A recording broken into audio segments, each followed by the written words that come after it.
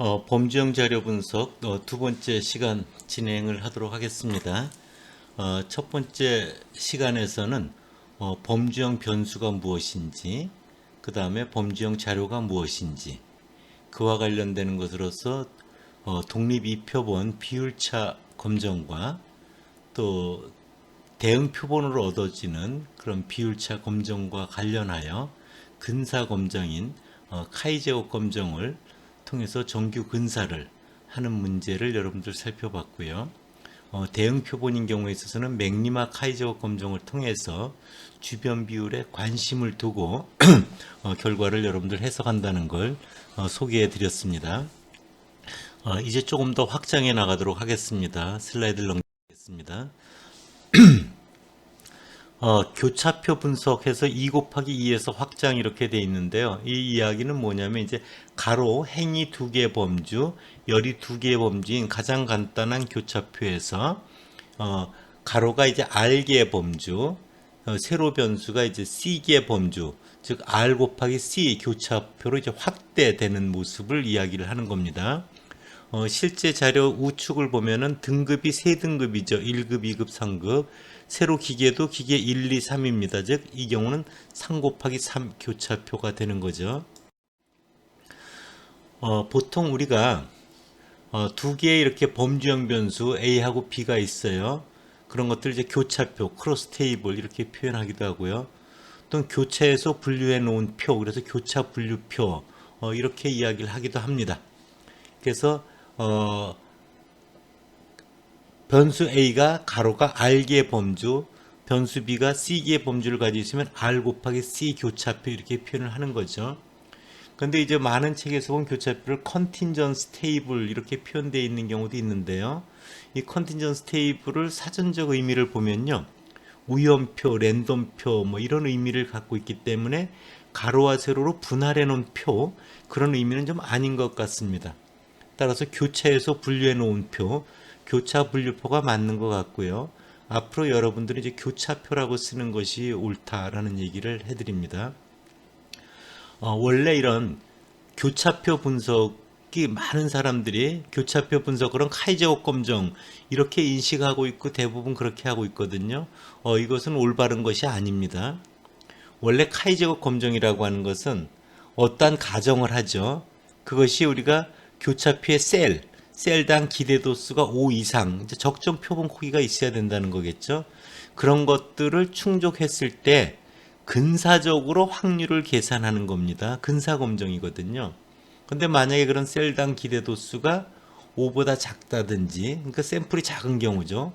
앞서와 같이 대응표로 얻어졌다든지, 또는 행과 열 중에 열 변수가 순서형이라든지, 행과 열 모두 다 순서인 경우는 되게 분석 방법을 그냥 카이제오 검정을 하면 안 되는 경우가 되게 많습니다.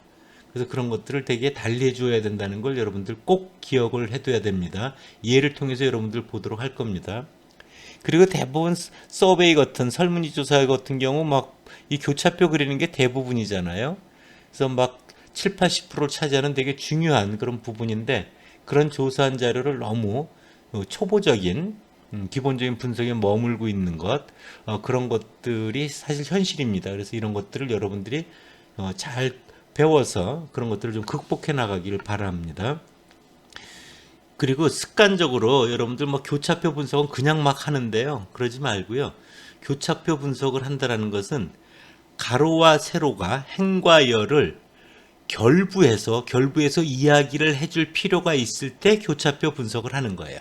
그래서 교차표 분석에서 통계적으로 유의한 관련이 있는 행과 열이 관련이 있는 그런 것만 뽑아서 행과 열을 결부해서 해석하고 그렇지 않을 경우는 그냥 1차원 프리퀀시 테이블로 여러분들 정리하는 게 훨씬 더 간결하고 좋은 겁니다. 다음 페이지로 가볼게요. 교차표 분석의 두 가지 예가 여러분들 보여지는데요. 왼쪽하고 오른쪽이 조금 다릅니다. 한번 살펴볼게요. 왼쪽의 예를 보면요. 이것은 청량 음료 데이터라고 되어 있고요. 오른쪽은 교육 수준과 소득 수준 데이터 이렇게 되어 있어요. 먼저 좌측의 경우는 뭐냐면요. 20대 40명, 30대 40명, 40대 40명 이렇게 조사를 한 거예요. 그래서 각 연령대별로 청량 음료에 선호하는 선호하는 청량 음료의 비율이 동일한가 이런 걸 물어보는 겁니다. 이런 걸 물어보는 거예요. 그래서 20대가 콜라를 좋아하는 비율과 30대가 콜라를 좋아하는 비율과 40대가 콜라를 좋아하는 비율은 동일하냐 이런 거죠. 또 20대가 펩시를 좋아하는 비율과 30대가 펩시를 좋아하는 비율과 40대가 펩시를 좋아하는 비율이 동일하냐. 환타인 경우도 마찬가지고요. 아더스도 마찬가지입니다.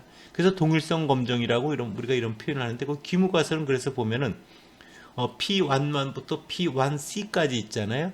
여러분들 여기서 C라고 하는 것은 뭐예요? 청량음료 보면은 이런 거죠. P11은 20대가 콜라를 좋아하는 비율 이런 겁니다. PR1에서 R이 지금 3인 경우죠. 40대가 콜라를 좋아하는 비율 이렇게 되는 거죠. 그럼 C라고 하는 건 청량음료 종류를 말하는 거죠, 여러분들. C. R은 이제 행의 범주수를 말하는 거고요. 그래서 이렇게 두 개의 범주행 변수에 대해서 이제 우리가 2차원 빈도표를 그리잖아요. 그럴 때 동일성 검정이라고 하는 건 연령대에 따라 선호하는 청량음료의 선호하는 비율, 즉 분포가 동일하냐 이런 거죠.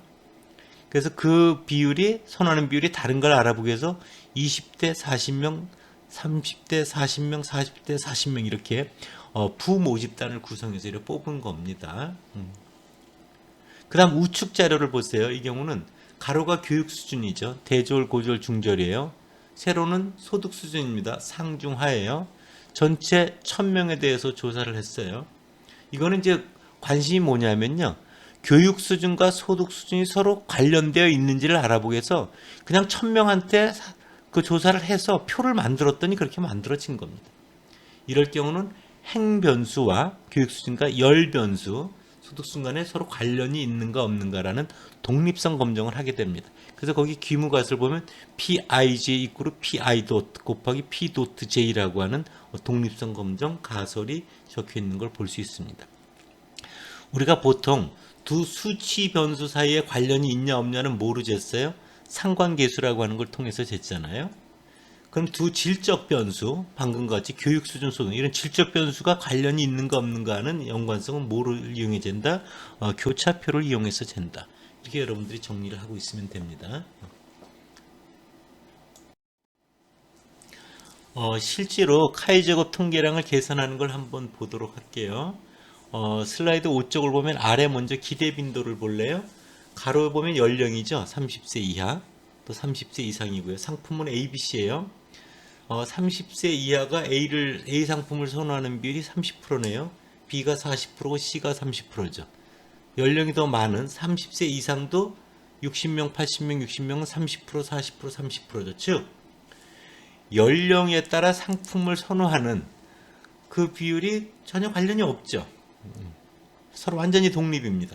독립일 때 기대되는 모습이 그 아래와 같은 거예요. 이 IJ는 기대 도수를 말하는 겁니다.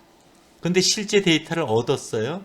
실제 데이터 얻은 거를 보면 위에를 보면 30대 이하는 상품 C를 좀 좋아하는 것 같죠. 20%, 60%니까 30세 이상은 35%, 50%, 15%니까 B 상품을 좋아하는 것 같아 보이지 않습니까? 이렇게 서로 관련이 없을 때 기대되는 모습에서 벗어나면 벗어날수록 관련이 연령과 상품의 선호도는 관련이 있는 모습으로 바뀌어지는 거죠. 그래서 실제 빈도에서 관련이 없을 때 기대 빈도를 뺐을 때 그 차이가 크면 클수록 관련이 있는 거로 바뀌어지잖아요. 그래서 여러분들 그런 차이를 그냥 더하면 0이 되기 때문에 제곱해서 더합니다. 그래서 실제 빈도 빼기 기대 빈도의 제곱 나누기 기대 빈도를 하는데 나누기 기대 빈도를 하는 건 일종의 표준화를 하는 겁니다. 그래서 다음과 같은 6쪽의 카이제곱 통계량이 만들어집니다. 거기 시그마를 보면요. 가로 FIJ가 실제 빈도고요. 마이너스 EIJ가 기대도수입니다. 그 차이를 제곱해서 그냥 더하면 0이 되니까요. 제곱해서 기대도수로 나누는 건 일종의 표준화를 한 거다. 이것이 여러분들이 알고 있는 피어슨의 카이제곱 통계량이다. 이거죠. 그래서 앞에 예를 보면은 첫 번째 F 안만이 얼마예요? 20이었죠. 빼기 기대도수는 얼마예요? 30이었죠.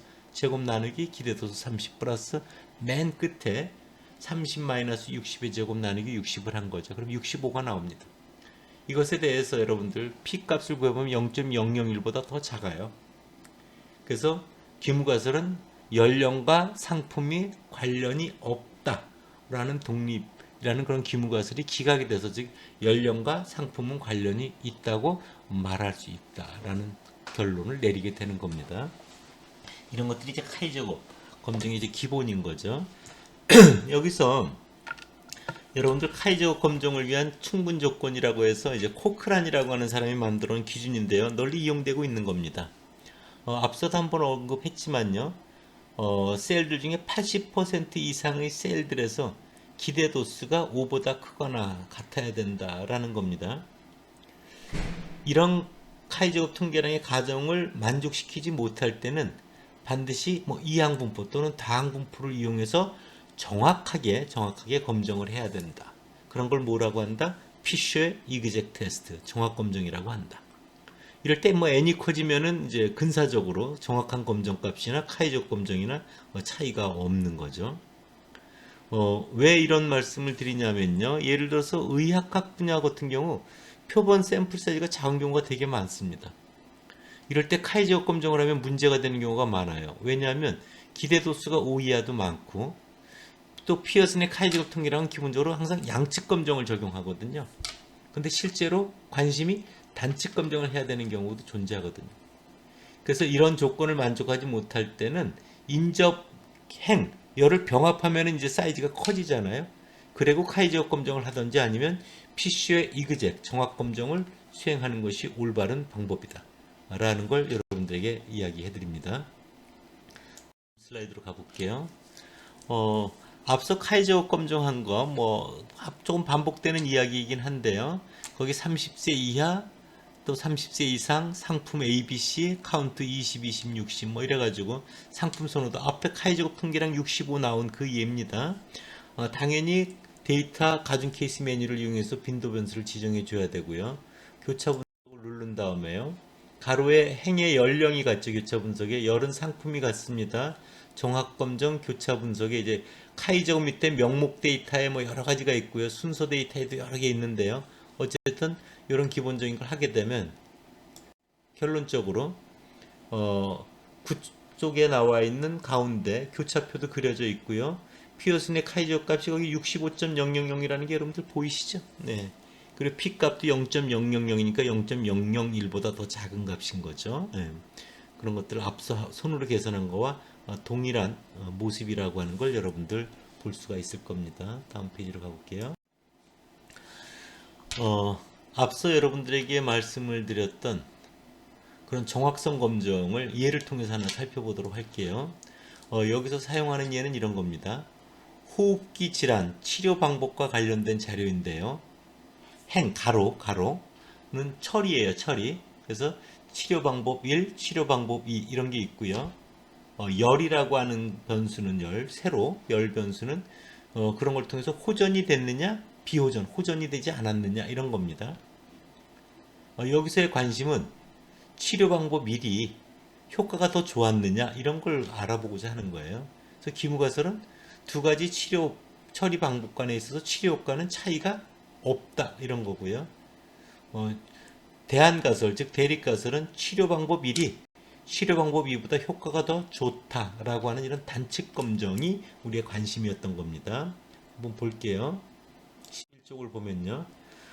맨 좌측에 보면은 정확검정점.sav라고 되어 있는데 거기 보면 트리트먼트 1이 있죠.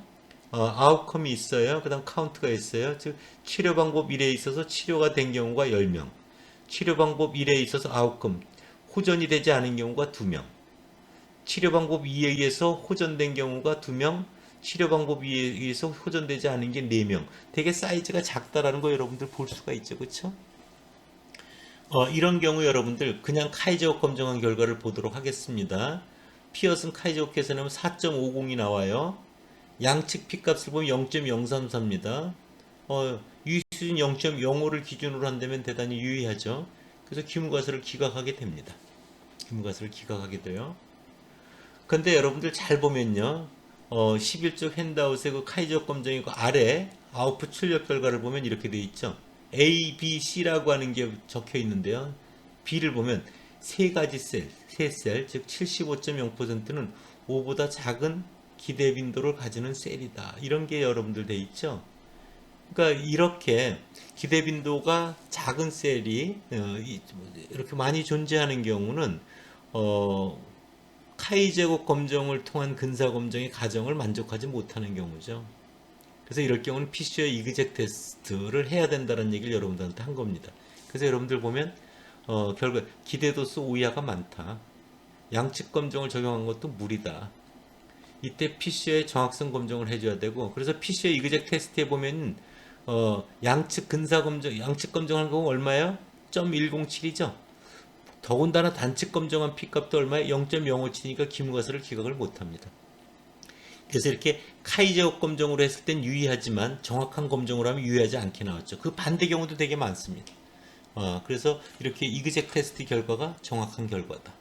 여러분들 무조건 이렇게 카이 제곱 검정을 해서 해결하는 것이 위험하다는 걸 여러분들 꼭 기억을 하기 바랍니다. 다음 페이지로 갈게요. 이것도 정신간호학회지라고 되어 있는 저널에 이제 실린 글인데요. 거기 보면은 여러분들 보면은 거기 두 번째 성별에 보세요. 메일, 피메일 해가지고 실험 그룹 뭐 8, 6, 그 다음 컨트롤 그룹 7, 5. 그리고 그 아래도 여러분들 보면요. 이렇게 표본의 크기가 작은 게 되게 많은데, 결과를 보면 카이제곱 값들이 쭉 적혀 있죠. 네, 카이제곱. 그러니까 이거는 카이제곱 검정을 하면 안 되는 거거든요. 근데 이렇게 카이제곱 검정을 해서 결과를 실러놓은 이런 경우가 많습니다. 이게 정확히 몰라서 벌어지는 문제인데 이것은 잘못된 겁니다.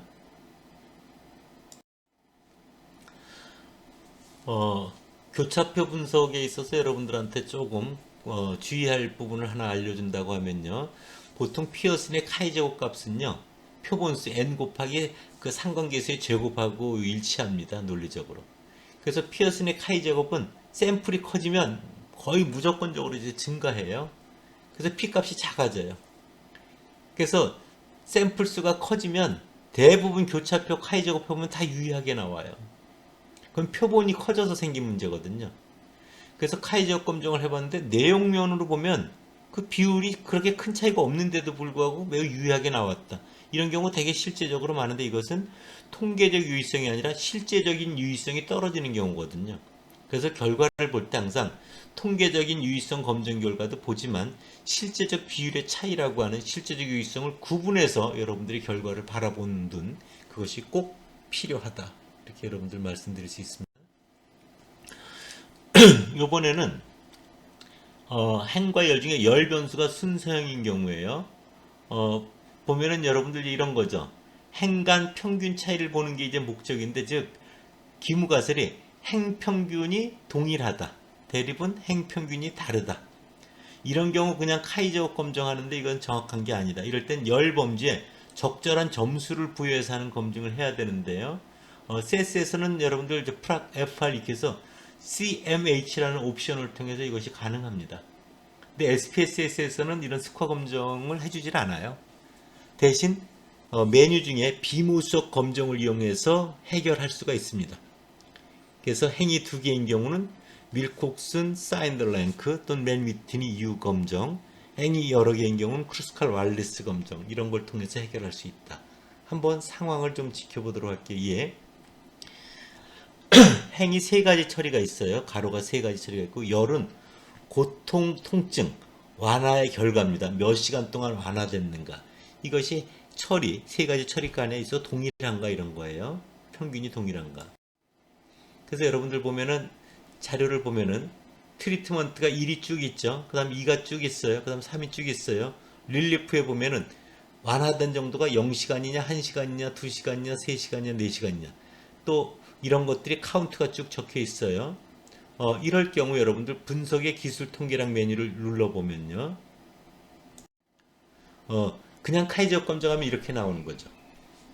카이제곱 14.593, P값 0.068, 그래서 기무가설 기각 안 합니다. 피셔 이그젝 테스트도 P값이 보면 0.07 역시 기무가설을 기각을 안 합니다. 이 결과를 그대로 이용하면 문제가 있어요. 왜냐하면 이런 경우는 여러분들 비모수 검정을 이용해서 해결해야 한다는 게 여러분들한테 소개하고자 하는 내용입니다. 그럴 경우 분석의 비모수 검정이 보면 독립 K표본 검정이 있고요. 그럴 때 여러분들 대하상자에 이제 통증 완화라고 하는 검정 변수를 검정 변수에 갖다 두고요. 집단 변수는 세 그룹이었죠. 거기에 여러분들 검정 유형이 보면은 그룹이 세 개니까 뭐예요? 거기 크루스칼 왈리스라는 거 보여요? 체크? 그걸 체크하면 됩니다. 그래서 여러분들이 보면은 이렇게 열 변수가 순서인 경우는 그냥 카이저 검정을 하면 안 된다. 점수를 부여해서 이렇게 비모수적 검정을 하는 게 정확한 결과다. 그래서 카이저 검정을 해보면은 검정 통계량을 보면 그 아웃풋에 나와 있는 것 같이 13.689고요. P값도 0.001이고요. 기물과서를 기각합니다. 즉 처리하는 방법 간의 통증 완화 정도의 평균은 다르다고 말할 수 있다. 이것은 앞서한 카이저 결과와 반대 결과죠.